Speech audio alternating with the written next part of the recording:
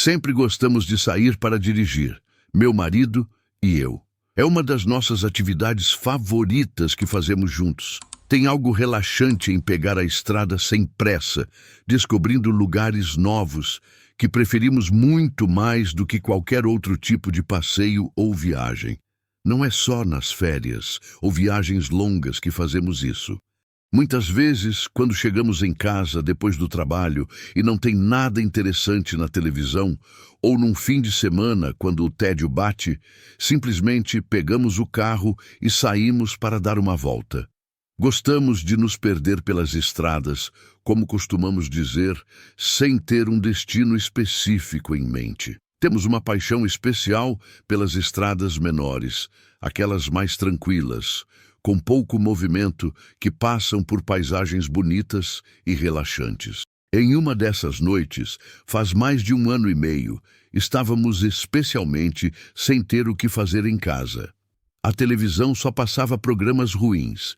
Já tínhamos conversado sobre tudo que podíamos e uma inquietação estranha tinha tomado conta de nós.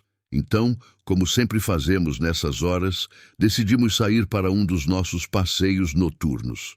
Ligamos o carro e fomos em direção ao norte, para um povoado pequeno e bonito que fica a uns 30 minutos da nossa cidade. Saímos de casa por volta das 8h30 da noite, quando já estava começando a esfriar. Esse lugar é conhecido pelas estradas com curvas suaves e gostosas de dirigir, que passam por uma região rural linda, cheia de campos e pequenas matas. O povoado fica bem perto de uma serra, não muito alta, mas bem verde e fechada. Se a gente continua dirigindo pela rua principal do povoado indo para o norte, a estrada começa a subir devagar, entrando na serra e ficando mais deserta. Chegamos lá por volta das 9 da noite, talvez um pouco mais tarde. Nesse horário, como era de se esperar, numa cidade pequena e quieta, quase não tinha carros nas ruas de pedra. O ambiente estava numa calma quase perfeita, com as luzes das casas acesas e um silêncio só quebrado pelo barulho dos nossos pneus no asfalto e alguns grilos cantando. Mas em vez de voltar ou parar para tomar alguma coisa, resolvemos continuar dirigindo para o norte, nos afastando do centro da cidade, das casas e das poucas lojas que já estavam fechadas. Aos poucos, a estrada foi mostrando seu lado de serra, com curvas mais fechadas e uma subida cada vez mais forte, cercada por árvores altas que mal deixavam a gente ver o céu. Continuamos dirigindo assim por uns 20 minutos ou um pouco mais. Conforme íamos subindo, a civilização foi ficando para trás e entramos numa escuridão quase total, só amenizada pelos faróis do nosso carro cortando a escuridão. A paisagem ficava mais selvagem a cada momento, com a mata se fechando em volta da gente e o silêncio da natureza nos envolvendo, um silêncio que começava a ficar meio inquietante. Foi aí que, lá na frente, numa curva fechada, vi umas luzes piscando de forma estranha, como se tivessem algum problema elétrico. Conforme nos aproximávamos devagar, diminuindo a velocidade, percebemos que as luzes vinham de um caminhão grande que estava parado na beira da estrada, mas de um jeito estranho, virado de frente para nós, como se tivesse vindo na direção contrária e sido obrigado a parar numa posição esquisita. Só de imaginar a situação, estar ali no meio do nada, numa estrada de serra escura e deserta, com um caminhão aparentemente quebrado bloqueando parte da passagem e sem mais ninguém por perto, me dá arrepios até hoje. Enquanto nos aproximávamos bem devagar do carro parado, quase parando, comentei baixinho com meu marido. Escuta, o amor, e se a gente voltar agora? Isso não está me cheirando bem. Um pressentimento ruim, uma sensação que não conseguia explicar de que algo estava errado, começou a me invadir com força. Mas nesse momento, quando estávamos pensando em dar meia volta, cometemos o erro de hesitar, de não agir rápido o suficiente. Talvez tenha sido curiosidade ou a falsa sensação de segurança de estarmos em dois. Quando estávamos quase do lado do caminhão, a poucos metros, um rapaz de cabelo loiro, que parecia ter uns 20 e poucos anos, mas com cara jovem, saiu de repente da escuridão do lado do caminhão, como se tivesse estado escondido, e veio direto para a janela do nosso carro, do lado do motorista onde estava meu marido. O jeito que ele apareceu foi tão de repente que nos assustou. A aparência dele era normal. Jeans, camiseta e uma jaqueta leve. Mas tinha algo no comportamento dele, no jeito nervoso como se mexia e nos olhava com uns olhos muito brilhantes, que me passou uma sensação muito ruim, quase um alarme na hora. Sussurrei rapidamente para meu marido com o coração apertado. Não abre o vidro todo. Não estou gostando nada disso. Parece que meu marido também sentiu essa energia estranha que vinha do rapaz. E, felizmente, me escutou. Em vez de abaixar o vidro todo, abriu só uma fresta pequena, o suficiente para conversar, mas não para alguém enfiar a mão. E perguntou em voz alta, mas com cuidado. Oi, que aconteceu? Algum problema? O rapaz do lado de fora, com o rosto quase grudado no vidro, disse que estava com problema no caminhão, que alguma coisa não funcionava e tinha ficado parado na estrada e que talvez precisasse de ajuda para resolver. Disse também, como se fosse para ganhar nossa simpatia, que o celular dele estava sem bateria e não conseguia ligar para ninguém. Meu marido, tentando ajudar, mas sem se comprometer muito e tomando cuidado, perguntou o que exatamente tinha acontecido com o caminhão, que tipo de problema era, se era elétrico ou mecânico. Mas o rapaz fugiu do assunto de um jeito estranho. Em vez de explicar direito o problema, ficou insistindo de forma estranha para meu marido descer do carro e ir com ele até o caminhão para ver pessoalmente o defeito. Falou isso num tom que queria parecer amigável, quase íntimo. Chegou a chamar meu marido de mano, irmão, cara, e disse que ficavam muito agradecidos da gente ter parado para ajudar. Essa insistência para meu marido sair do carro e se aproximar do caminhão na escuridão, em vez de explicar o problema de longe, me pareceu muito suspeita e acendeu todos os meus alarmes. Meu marido, que é esperto e não confia fácil, respondeu com educação, mas com firmeza. Olha, cara, para ser sincero, acho que não vou conseguir ajudar muito. Eu não entendo quase nada de mecânica de caminhão, mas posso ligar para alguém do meu telefone, talvez um guincho ou a polícia rodoviária, para ver se conseguem vir aqui ajudar você. A gente tem sinal aqui. Com a resposta do meu marido, a atitude do rapaz mudou na hora, como se tivessem arrancado uma máscara dele. A simpatia aparente sumiu num segundo e ele começou a ficar visivelmente desesperado e principalmente irritado, quase agressivo.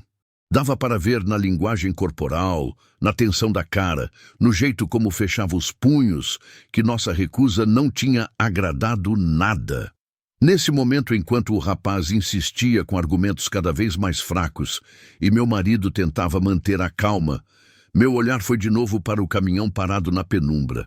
Foi então que vi, ou achei que vi, um movimento dentro dele, uma sombra, uma figura rápida que se mexeu atrás de uma das janelas escuras. Esse rapaz não estava sozinho. Nessa hora, o pânico começou a tomar conta de mim de um jeito quase incontrolável. Falei para meu marido baixinho, mas com uma urgência que não aceitava discussão. Amor, acho que a gente precisa sair daqui agora. Já. Liga o carro. Ele deve ter visto o terror no meu rosto porque, sem hesitar, nem um segundo, pôs a ré rapidamente. Mas quando começamos a dar ré devagar, o rapaz, percebendo que queríamos fugir, se mexeu com uma rapidez de gato e se colocou atrás do nosso carro, bloqueando a gente parcialmente e impedindo que víssemos direito. Agora estava visivelmente nervoso, quase desesperado, passando a mão no rosto e andando de um lado para outro atrás de nós, como um bicho preso, resmungando coisas que não dava para entender. Meu marido tomou uma decisão rápida e certa. Em vez de tentar continuar dando ré com o cara tão perto e correr o risco de bater nele, ou ele fazer algo pior, colocou em primeira e acelerou para frente, passando do lado do caminhão e do rapaz, que ficou nos olhando com uma cara de raiva. Dirigimos por mais uns 2 minutos naquela estrada estreita e cheia de curvas, procurando desesperadamente um lugar largo o suficiente para conseguir virar o carro com segurança. A estrada era estreita demais para fazer um retorno normal sem correr o risco de ficar presos ou cair fora da pista. Finalmente, a estrada pareceu alargar um pouco, virando um trecho de mão dupla com um pequeno acostamento de um lado. Aproveitando essa chance, meu marido conseguiu manobrar bem e virar o carro. Agora, a gente enfrentava a situação apavorante de ter que voltar pelo mesmo caminho, o que significava passar de novo pelo lugar onde tínhamos encontrado o rapaz e o caminhão dele, e talvez os companheiros. Eu estava apavorada.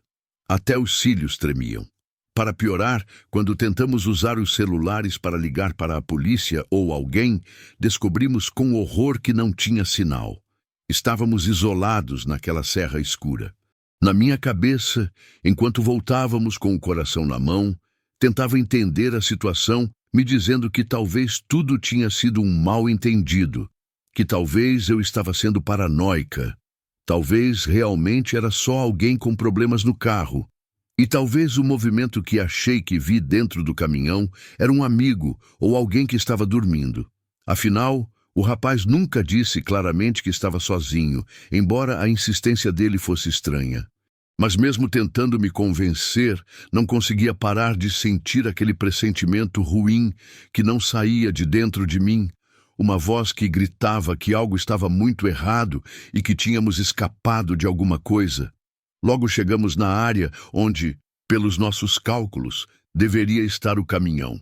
Mas para nossa surpresa e confusão, não havia nem sinal dele. O lugar estava vazio e silencioso. Continuamos dirigindo por mais 5 minutos, olhando a escuridão dos 2 lados da estrada, com os olhos arregalados, mas não encontramos nenhum sinal do caminhão nem de quem estava nele. Tínhamos certeza de que tínhamos passado pelo ponto exato onde deveria estar. Como disse, não tínhamos dirigido muito tempo nem muito rápido desde que deixamos eles para trás.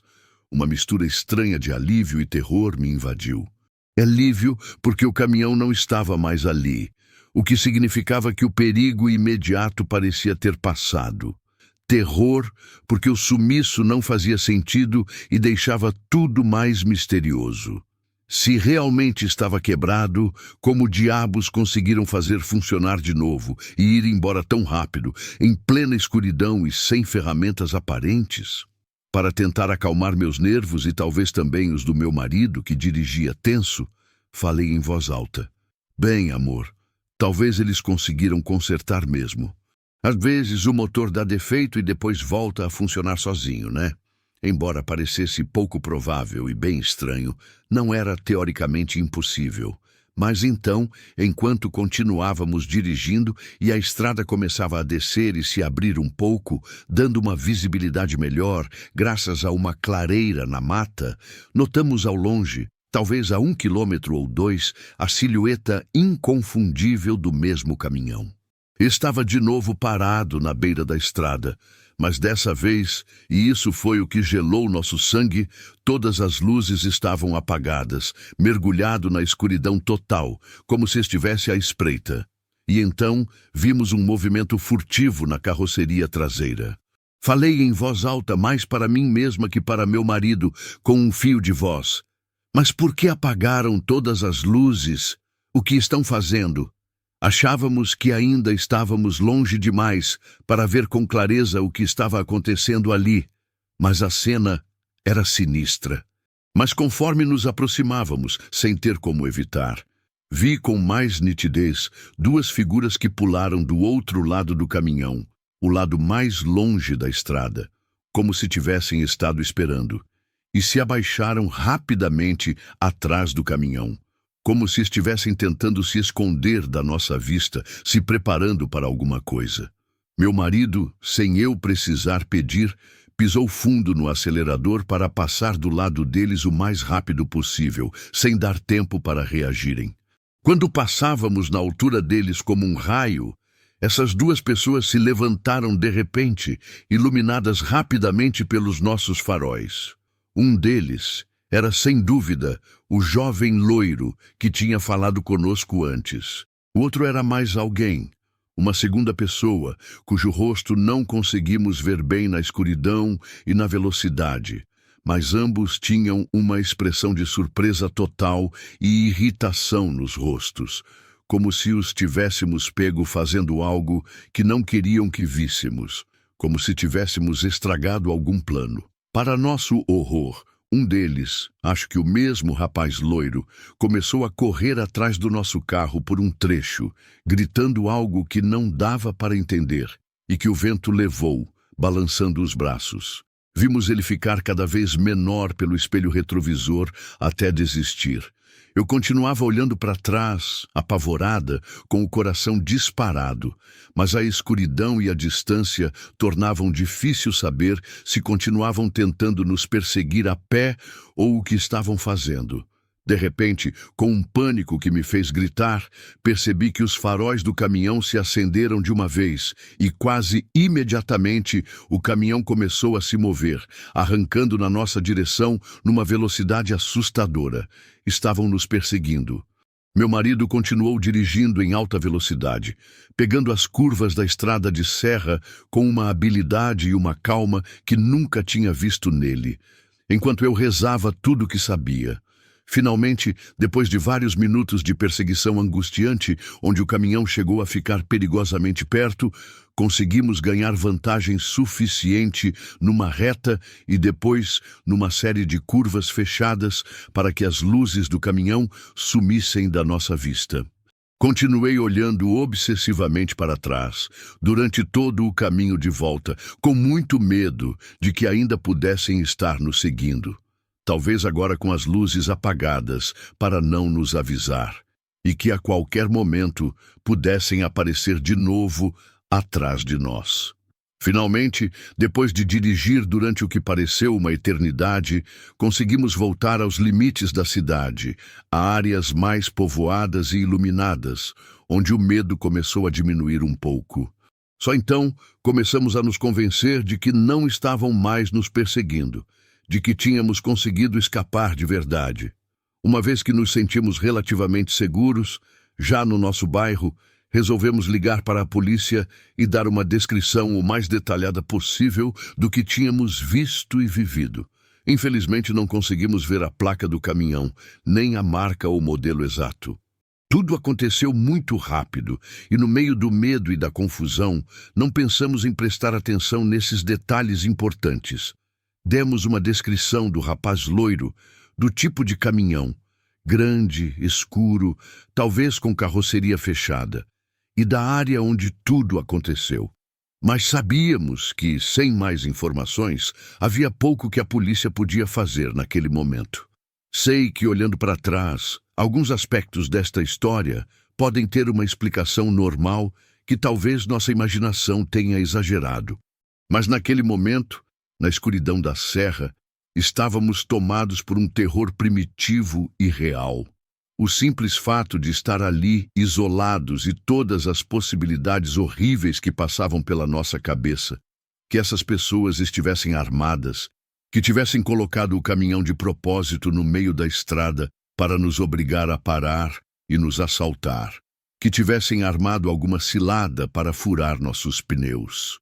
E embora algumas coisas talvez tenham explicação inocente se a gente se esforçar para pensar, há muitas outras que não têm, ou pelo menos não uma que nos tranquilize. Por que o rapaz não disse claramente o que tinha acontecido com o caminhão se realmente precisava de ajuda? Como conseguiram fazer o caminhão supostamente quebrado funcionar de novo tão rápido e em duas ocasiões diferentes? Por que apagaram todas as luzes quando pararam pela segunda vez, como se quisessem se esconder? E por que se esconderam quando nos viram chegando para depois nos perseguir? Coisas suspeitas demais.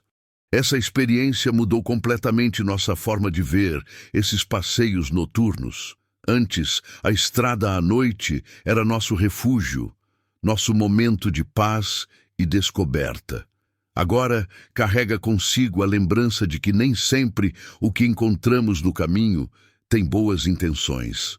A inocência daqueles momentos se perdeu naquela serra escura, substituída por uma consciência aguçada de que o perigo pode estar esperando onde menos esperamos. Por mais que tentemos racionalizar o que aconteceu, uma parte de nós sabe que escapamos de algo que não deveríamos ter encontrado.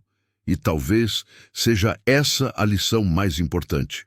Nem todos os caminhos levam a lugares seguros, e às vezes a intuição é a única coisa que nos separa de algo que pode mudar nossas vidas para sempre.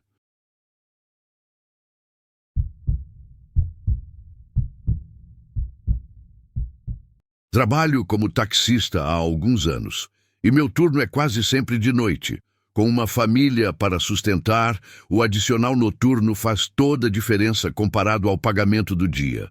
Além do lado financeiro, acho o trabalho noturno bem menos estressante que o ritmo maluco do turno diurno, sem trânsito engarrafado e buzina direto.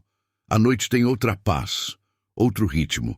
O normal é levar pessoal que sai de festa, vocês sabem como é, jovens voltando dos bares ou baladas para casa em segurança, e também muitos trabalhadores de diferentes áreas, enfermeiras, pessoal de segurança, funcionários de fábricas que fazem plantão noturno e precisam de um jeito para ir de um lado ao outro da cidade, quando o transporte público já parou de funcionar. Claro, tudo na vida tem suas desvantagens, né?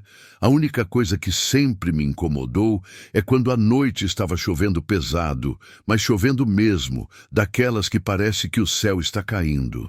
Eu não me sentia muito à vontade dirigindo debaixo de chuva forte, principalmente nas horas mais escuras, quando não dá para ver quase nada. Antes, esse receio era só um incômodo simples, uma coisa pessoal que eu tentava lidar tomando mais café e dirigindo com mais cuidado. Mas isso foi antes daquela noite maldita de Halloween que vou contar para vocês. Faz uns 5 ou 6 Halloweens já. E podem acreditar quando eu digo que se tivesse acontecido com vocês, também ficariam bem assustados e talvez mudassem a opinião sobre dirigir na chuva na noite mais assombrada do ano. Era uma noite de Halloween muito chuvosa, daquelas que parece que o mundo vai acabar. O céu despejou água com raiva por horas sem parar, e as ruas da cidade brilhavam com uma camada molhada e escorregadia, refletindo as luzes de neon e os postes de um jeito meio distorcido. A maioria das crianças que tinha saído para pedir doces, fantasiadas de monstros e super-heróis, já tinha voltado para casa com as sacolas cheias ou meio cheias, ou tinha se escondido debaixo de alguma marquise, esperando talvez a chuva dar uma trégua para continuar a coleta de doces. Eu tinha ficado bem ocupado durante as primeiras horas da noite, levando passageiros de um lugar para outro, principalmente para as várias festas de Halloween que estavam rolando pela cidade toda, em casas, bares e lugares da moda. Vocês podem imaginar a quantidade e variedade de passageiros fantasiados que tive no banco de trás naquela noite. Alguns usavam fantasias super elaboradas e criativas, verdadeiras obras de arte ambulantes. Outros tinham escolhido roupas bem assustadoras, feitas para dar arrepio com máscaras de látex e maquiagem profissional. Também tinha, claro, as fantasias mais comuns: bruxas, vampiros, fantasmas e até alguns passageiros cujas fantasias eram tão discretas que parecia que nem estavam fantasiados. Talvez só um detalhe pequeno e festivo.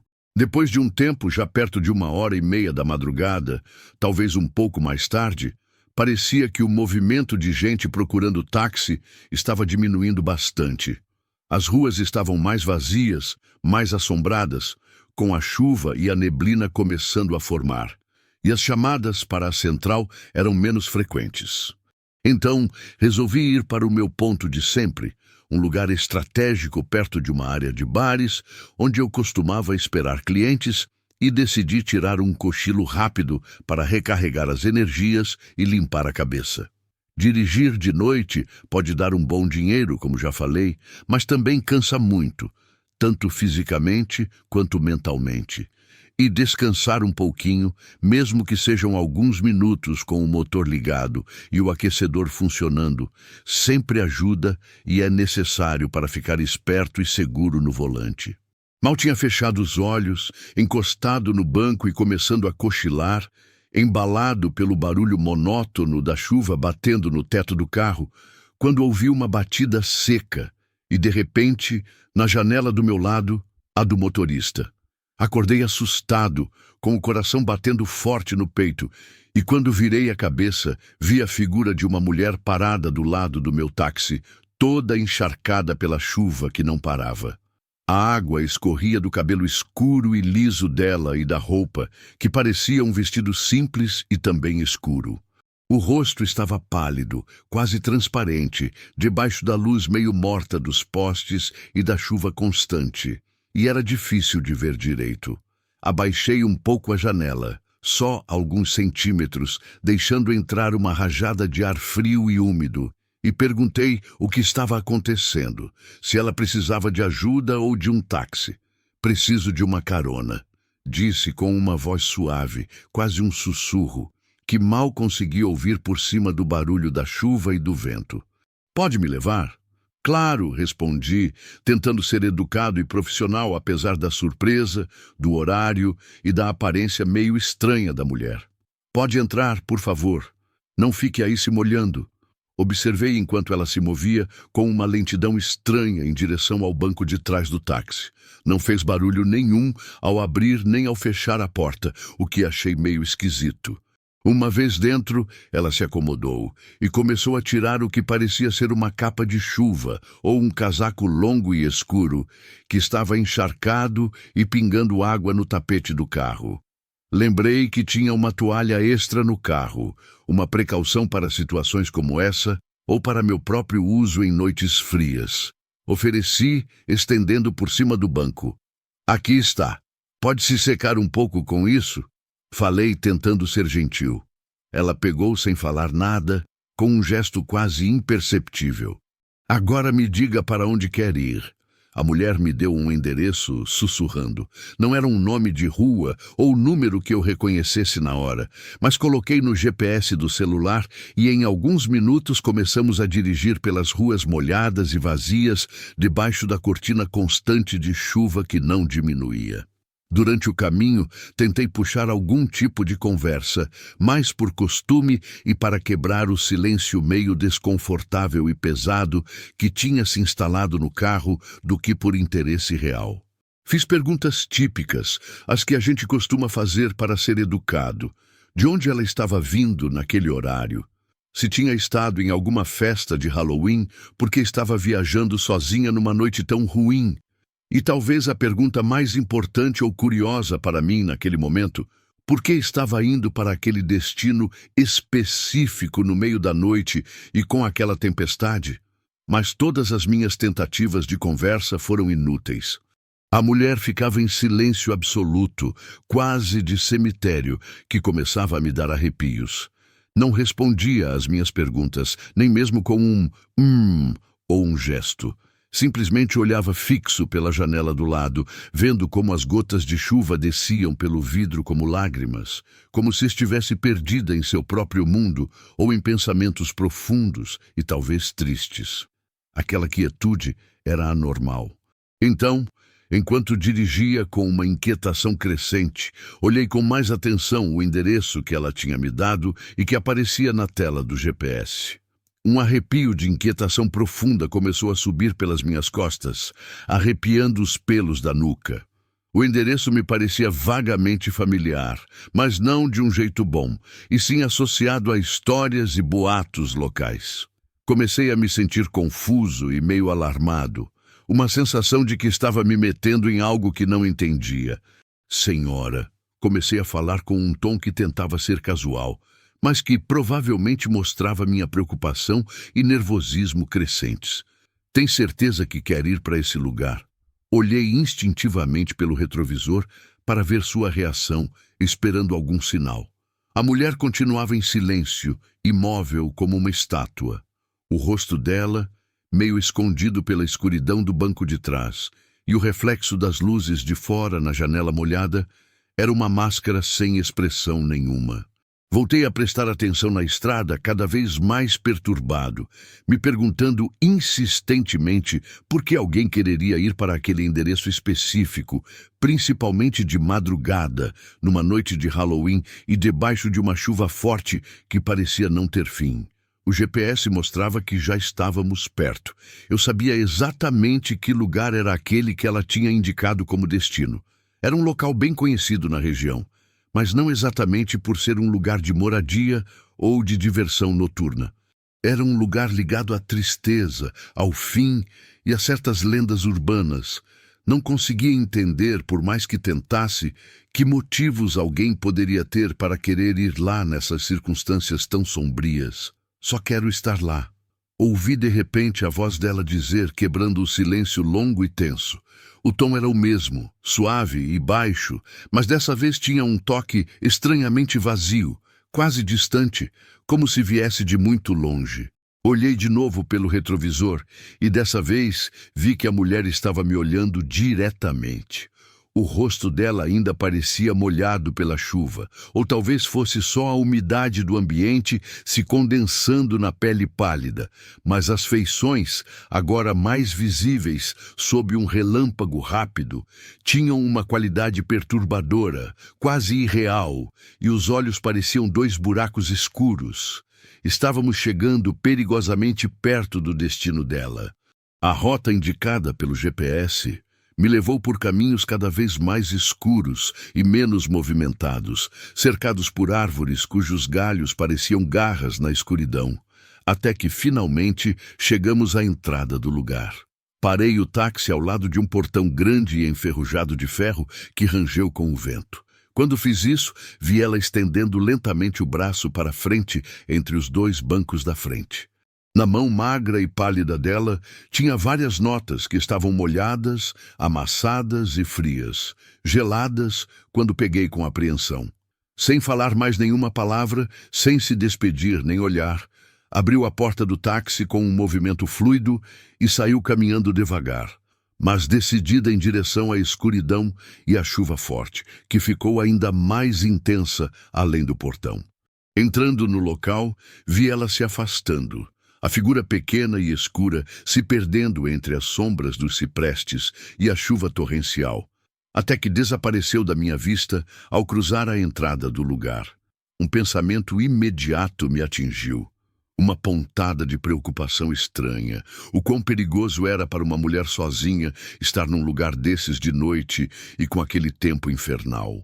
Movido por um impulso inexplicável, uma mistura de preocupação real, uma curiosidade estranha e mórbida e talvez um pouco de medo do desconhecido, desliguei o motor, saí do carro tremendo debaixo da chuva e fui atrás dela, gritando. "Senhora!" Gritei por cima do barulho da tempestade, minha voz soando fraca contra os elementos. "Espere! É perigoso ficar aqui sozinha essa noite. A senhora está bem?" Corri na direção em que tinha visto ela desaparecer, entrando alguns passos naquele lugar sombrio. Consegui alcançá-la, ou o que eu achava que era ela, justo quando estava prestes a entrar entre umas lápides antigas e monumentos funerários cobertos de musgo. Toquei de leve no ombro dela para chamar atenção, esperando uma resposta. No instante em que meus dedos fizeram contato com a roupa molhada, senti um frio intenso, estranho, como se tivesse tocado um bloco de gelo, um frio que subiu pelo meu braço como uma descarga elétrica gelada e percorreu todo o meu corpo num instante, me fazendo tremer da cabeça aos pés e me deixando sem ar. Vi ela virando lentamente a cabeça na minha direção, com um movimento que pareceu durar uma eternidade. E então, para meu horror absoluto e indescritível, me encontrei cara a cara, não com a mulher que tinha pego, mas com o que parecia ser um cadáver em estado avançado de decomposição, tirado de um túmulo. A pele do rosto estava mole, de uma cor acinzentada, esverdeada e doentia, e estava se soltando em algumas partes, deixando o osso à mostra por baixo. Os olhos estavam afundados bem fundo nas órbitas, vazios, escuros e sem vida, mas pareciam me olhar com uma intensidade gelada, e a mandíbula estava aberta num sorriso anormalmente grande e sem dentes. Uma careta grotesca e horrível que parecia ir de orelha a orelha como se estivesse zombando do meu terror.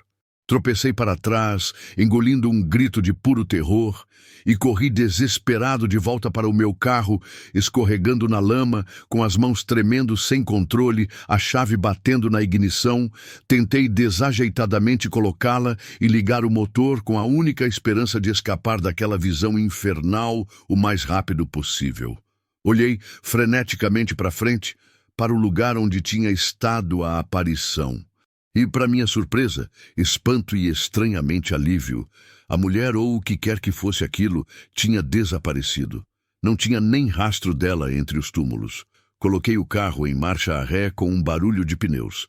Saí dali derrapando no asfalto molhado e dirigi o mais rápido que pude, sem olhar para trás, fugindo daquele lugar amaldiçoado e da visão que me perseguiria nos meus pesadelos. Talvez vocês se perguntem que tipo de destino era esse, que lugar tão específico aquela passageira espectral tinha me indicado.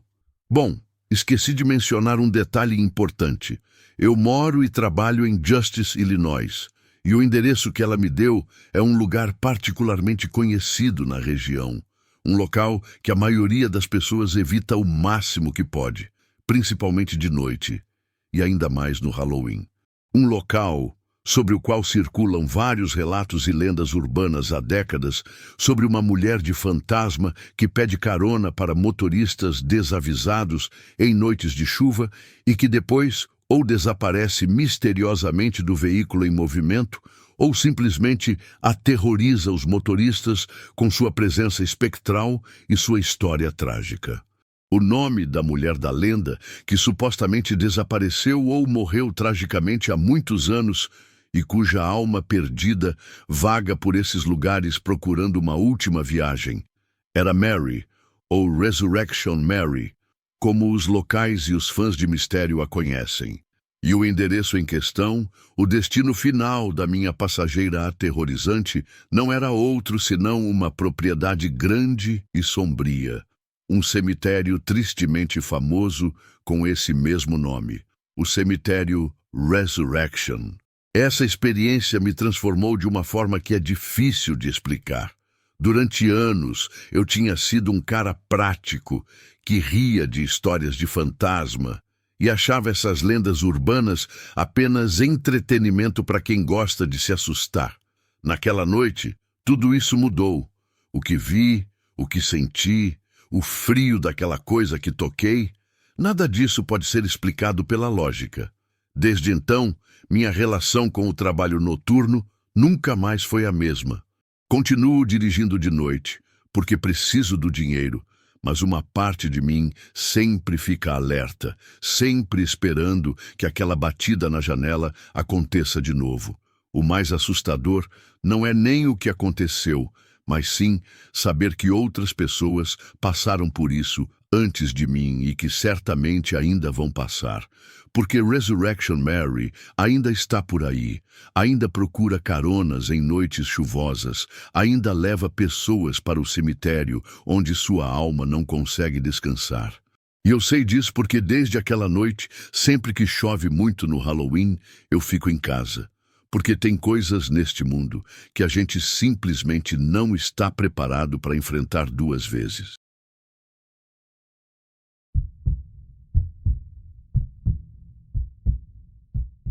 Há alguns meses, no final do outono passado, por volta de novembro, aconteceu comigo algo que ainda me deixa nervosa só de lembrar. As mãos suam só de pensar nisso. Com 21 anos, tinha acabado de comprar meu primeiro carro, um utilitário de segunda mão, mas que para mim era um tesouro. Estava super feliz com minha independência. Adoro dirigir, colocar música no volume máximo e me perder por aí, quase sempre sozinha. É meu momento de relaxar, de desligar do mundo, sabem? Nessa noite eram umas 6:30 da tarde e como já era quase inverno, estava escuro como boca de lobo e fazia um frio de rachar. Desta vez, diferente das minhas escapadas solitárias de sempre, tinha convencido meus irmãos pequenos para virem comigo dar uma volta, e assim se distraíam um pouco de ficar trancados em casa. Minha irmã, que então tinha 17 anos, e meu irmão pequeno, de apenas 12, tinham me enchido o saco durante um bom tempo, porque estavam entediados em casa com os deveres e os videojogos. Então disse: Vamos passear um pouco, que nos dê o ar. Há uma coisa que vocês precisam saber sobre mim e é meio que um segredo conhecido no meu círculo mais próximo. Eu fumo, e na minha família, que é do sul da Ásia e bastante tradicional em algumas coisas, isso de mulheres fumarem não é nada bem visto. É quase um tabu. Meus pais ficariam furiosos se descobrissem. Por isso, essas saídas de carro, longe do olhar vigilante dos meus pais, eram para mim uma oportunidade ideal para fumar um cigarro com tranquilidade, sem ter que me preocupar em ser descoberta ou repreendida. A cidade onde vivo, como muitas outras, tem algumas áreas que são consideradas problemáticas ou pouco seguras, especialmente à noite, bairros aos quais é melhor não ir sozinha. No entanto, nós vivíamos numa zona suburbana bastante tranquila e calma, um bairro residencial de casinhas e ruas com árvores, considerado seguro por todo mundo. Por essa razão, não pensei duas vezes antes de decidir estacionar meu carro em algum lugar discreto da zona, uma ruazinha pouco movimentada para descer um momento e acender um cigarro. Realmente não gosto de fumar dentro do meu carro. Prefiro fazer isso ao ar livre, para evitar que o cheiro grude no estofado e depois meus pais notem. Então lá estava eu, estacionada embaixo da luz alaranjada e fraca de um poste com o motor desligado para não gastar gasolina, entretida com meu celular enquanto meus irmãos conversavam e escutavam música dentro do carro. Estava ficando cada vez mais escuro.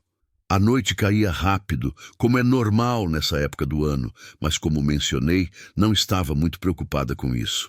Passava por essa estrada secundária com regularidade, já que não ficava muito longe da casa de uma das minhas tias, e sempre me pareceu um lugar seguro e pouco movimentado, ideal para minhas breves paradas secretas para fumar. Enquanto estava concentrada fumando meu cigarro, curtindo esses 5 minutos de paz e conferindo minhas redes sociais no celular, levantei o olhar da tela por um instante, talvez alertada por algum barulho ou simplesmente por instinto. E foi então que vi um homem saindo de entre uns arbustos altos e mal cuidados que havia num terreno vazio próximo. No começo, não dei maior importância. Tentei não ser paranoica. Estava acostumada a ver pessoas caminhando por essa zona a todas as horas, vizinhos passeando com seus cachorros ou simplesmente gente que passava por ali a caminho das suas casas. Esse homem, no entanto, chamou minha atenção imediatamente pela sua altura impressionante. Era muito alto. Calculo que mediria facilmente 1,90 m, se não mais, uma verdadeira torre. E sua forma de se mover era estranha, como se estivesse à espreita. Estava na calçada oposta de onde eu estava estacionada e assumi, ou quis assumir, que simplesmente continuaria seu caminho. Então voltei a prestar atenção no meu telefone, tentando ignorar uma crescente sensação de inquietação. No entanto, alguns segundos depois, uma estranha sensação, como se alguém estivesse me observando fixamente, me fez levantar o olhar de novo, e foi então que o vi e o coração me deu um salto. O homem alto já não estava na calçada oposta, mas tinha atravessado a rua e agora estava parado bem em frente ao meu carro, olhando diretamente para mim com uma expressão que não soube interpretar, mas que não gostei nada. Minha irmã, que ainda estava dentro do carro com o meu irmão, deve ter estado observando-o também do banco do carona, porque nesse momento começou a bater na janela do carro com insistência, com os olhos muito abertos, fazendo sinais com a mão para que eu entrasse rapidamente. Eu já tinha apagado meu cigarro com uma pisada, alertada pela presença imóvel e ameaçadora do homem, e caminhava com toda a velocidade que pude em direção à porta do motorista, com as chaves do meu carro já na mão preparadas. O homem continuava ali parado como uma estátua, sem tirar seu olhar penetrante de mim, o que era cada vez mais intimidante. Entrei no carro o mais rápido que pude e fechei a porta com a trava ligada, deixando escapar um suspiro de alívio que se misturou com o medo. Por um momento quis pensar que talvez estivesse exagerando a situação, que talvez o homem fosse apenas curioso, ou estivesse perdido, ou simplesmente fosse um vizinho meio estranho. Quando coloquei as chaves na ignição para ligar o motor e sair dali o quanto antes, levantei o olhar por instinto para ver onde estava o cara. Para minha surpresa e crescente alarme, já não estava parado na frente do meu carro. Olhei rapidamente pelo espelho retrovisor, com o coração na mão, e o vi. Agora estava parado bem atrás de nós e estava usando seu celular para tirar fotos da placa do meu carro.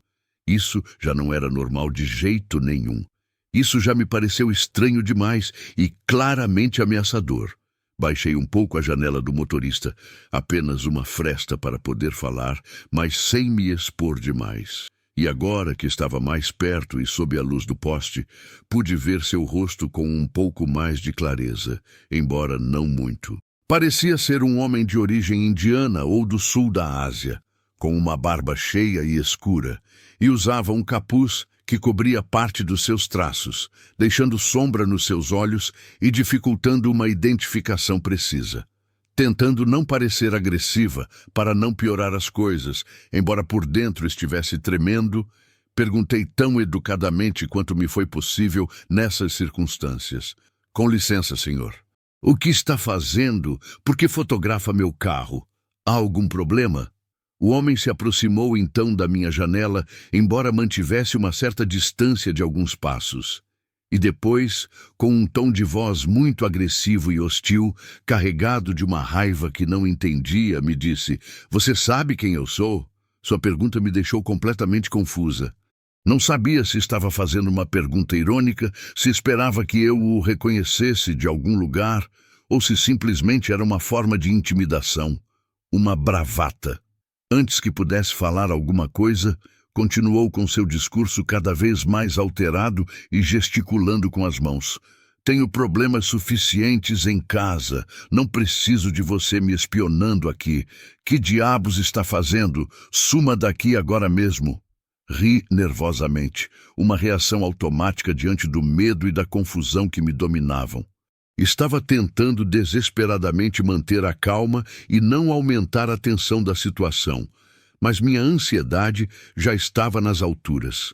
Meu coração batia com uma força que parecia que ia sair do peito. Não entendia absolutamente como eu podia parecer ameaçadora de alguma forma. Sou uma garota de corpo bem pequeno e frequentemente me disseram que pareço até mais nova do que sou, quase uma criança. Além disso, naquele momento estava de pijama e chinelos, já que só tinha saído para dar uma volta rápida perto de casa e claramente estava ocupada com minhas próprias coisas, fumando um cigarro e olhando o celular sem incomodar ninguém. "Olha, senhor", respondi tentando que minha voz soasse firme, mas não provocativa. "Está se confundindo. Só estacionei aqui um momento para fumar um cigarro, nada mais. Venho aqui com frequência, já que moro perto, e essa zona me parece tranquila para ficar um tempo." Foi então que o homem deu um passo rápido e se colou completamente à minha janela, invadindo meu espaço. Antes que pudesse reagir ou subir a janela, deslizou seus dedos longos e magros pela pequena fresta que eu tinha deixado aberta e, fazendo força com uma energia surpreendente, forçou minha janela a descer completamente, abrindo-a de uma vez com um barulho seco. Imediatamente depois me gritou a plenos pulmões, com o rosto transtornado, a poucos centímetros do meu, seu hálito ruim batendo no meu rosto. Te disse para sumir daqui agora. Gritei apavorada diante de sua agressividade e sua invasão física do meu carro. Com a voz trêmula, mas cheia de uma mistura de medo e indignação, disse para ele parar de usar palavrões e de gritar comigo daquela maneira, já que tinha um menor de idade, meu irmão, no banco traseiro, e estava assustando-o terrivelmente. Ouvia seus soluços. Então ele, ignorando completamente meu pedido e minha angústia, voltou a gritar, desta vez com uma ameaça clara que gelou meu sangue. Se não sumir daqui agora mesmo, juro que vou estragar seu carro. Vou quebrar tudo a chutes. Minha adrenalina estava disparando a toda velocidade pelas minhas veias. Estava absolutamente apavorada. Paralisada pelo pânico, já não me importava mais nada além de escapar, nem sequer me incomodei em colocar o cinto de segurança. Não havia tempo para isso. Liguei o carro com um movimento brusco e saí dali, acelerando rapidamente, com o coração disparado e as mãos suadas, agarradas ao volante. No meu pânico e confusão, continuei dirigindo para a frente, sem prestar atenção nas placas nem na rua. E acabei entrando num cruzamento que, para minha desgraça e horror, me levou diretamente a um beco sem saída, estreito e escuro. Assim que parei o carro no final do beco, bloqueada por um muro e sem escapatória aparente, aproveitei esses breves segundos de aparente calma para tentar me acalmar, para controlar os tremores violentos que sacudiam todo o meu corpo. Não conseguia nem manter o pé firme no pedal da embreagem. Tremia tanto que escorregava e o carro deu algumas trancos. Minha irmã do banco do carona, pálida como papel, se apressou em me perguntar se eu estava bem, se tinha acontecido algo comigo, com a voz cortada pelo choro. Mas antes que pudesse responder, vi com um horror que não dá para descrever um par de faróis que apareciam no início do beco e vinham diretamente para nós a uma velocidade infernal. Era o homem. Reconheci a forma do seu carro escuro. Ia pelo menos a 80 quilômetros por hora, numa zona residencial, que provavelmente tinha limite de 40 quilômetros por hora, e se dirigia diretamente ao meu carro, como se fosse nos atropelar sem piedade. Por algum milagre, ou talvez por uma guinada no último instante, conseguiu desviar do meu carro por poucos centímetros, parando bruscamente ao nosso lado com um chiado de pneus que ecoou no silêncio do beco. Após a freada violenta do seu carro, ele saiu imediatamente com o rosto transtornado pela fúria. E foi então que me dei conta, com uma nova onda de pânico que me apertou o peito, de que minha janela continuava completamente abaixada desde o incidente anterior. Tentei rapidamente levantá-la, acionando o botão elétrico, mas o homem foi mais rápido que eu. Moveu-se com uma velocidade surpreendente, se jogou literalmente em direção ao meu carro, e metade do seu corpo até a cintura entrou pela janela aberta, invadindo o interior, seu rosto próximo demais do meu.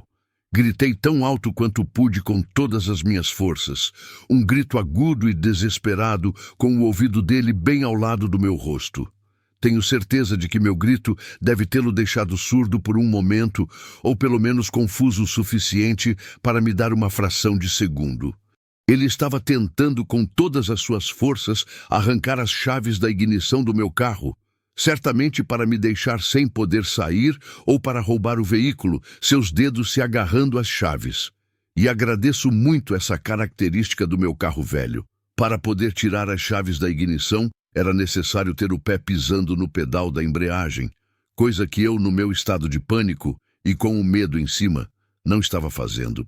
Com uma mão, enquanto lutava para mantê-lo longe das chaves e do meu rosto, comecei a apertar desesperadamente a buzina do meu carro sem parar, tentando fazer o máximo de barulho possível para alertar qualquer um que estivesse perto, os vizinhos, quem fosse que pudesse nos ajudar. Com a outra mão, arranquei as mãos dele com todas as minhas forças, tentando que soltasse minhas chaves, sentindo seus ossos sob a minha pele.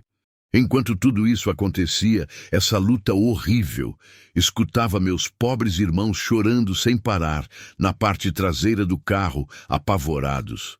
Meu irmãozinho, de apenas 12 anos, não tinha nem ideia do que podia fazer para me proteger ou para ajudar.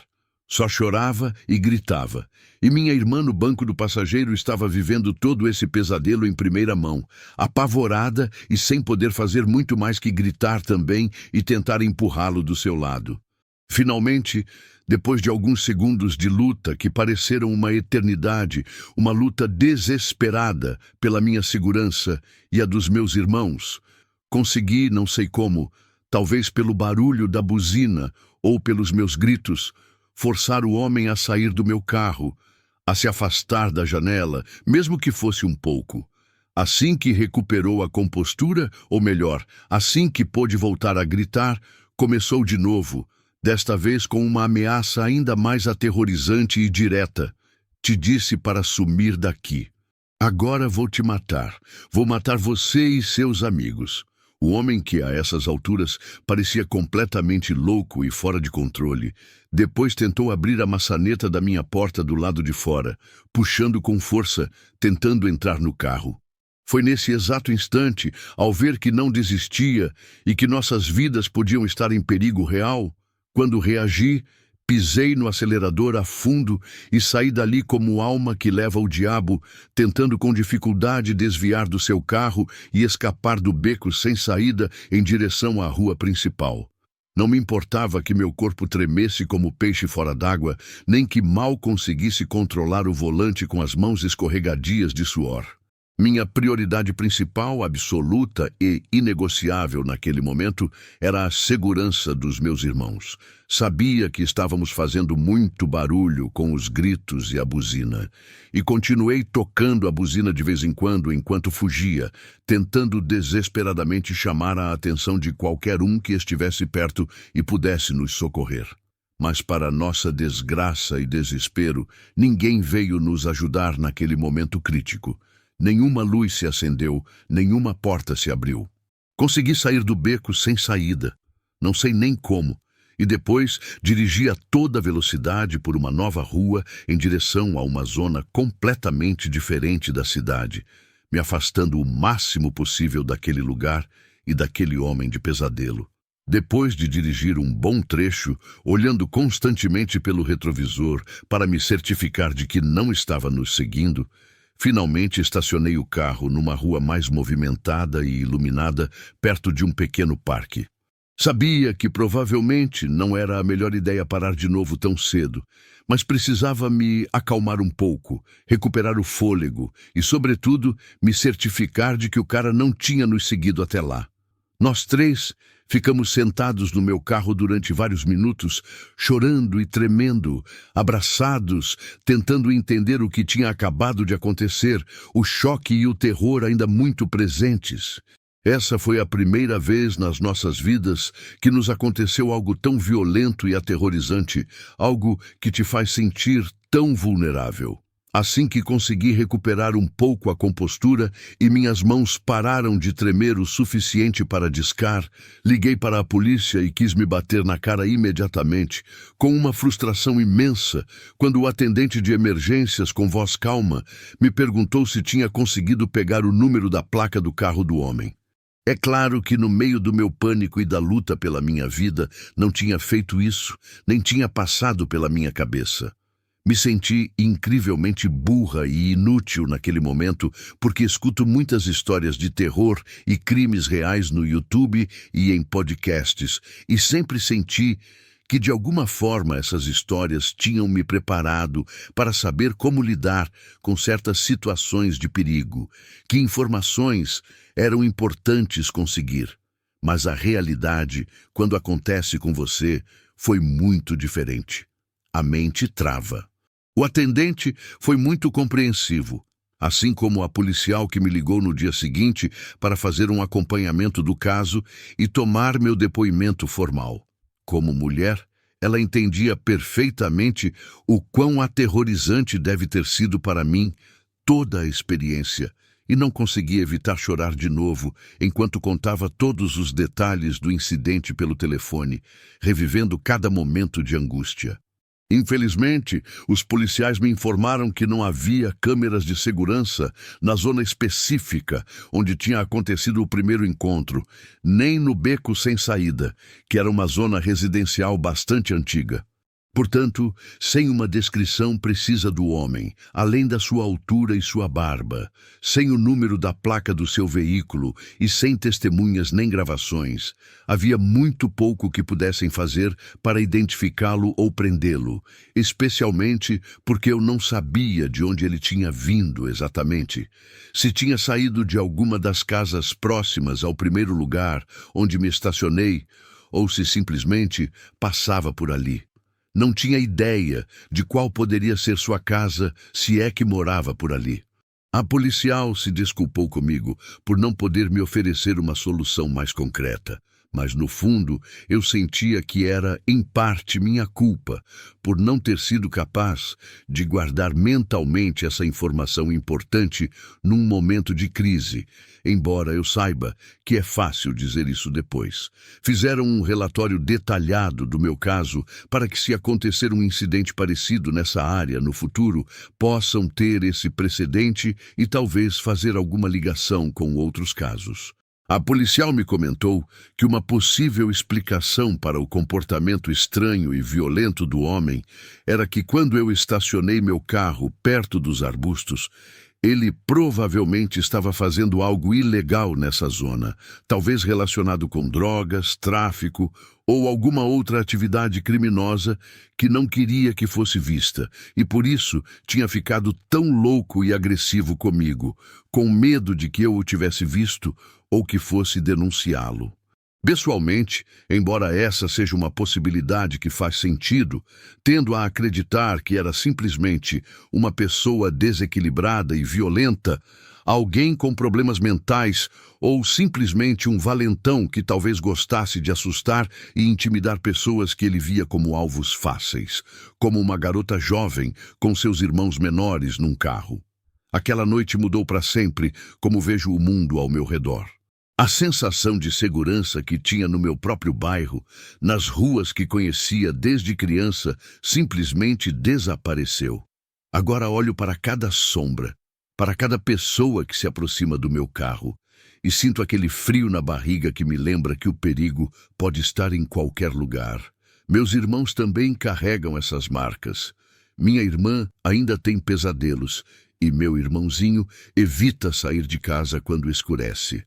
Aprendemos da pior forma possível que nem sempre podemos confiar na tranquilidade aparente dos lugares que consideramos seguros, e que às vezes o terror pode emergir dos arbustos mais inesperados, transformando uma simples saída para relaxar no pior pesadelo das nossas vidas.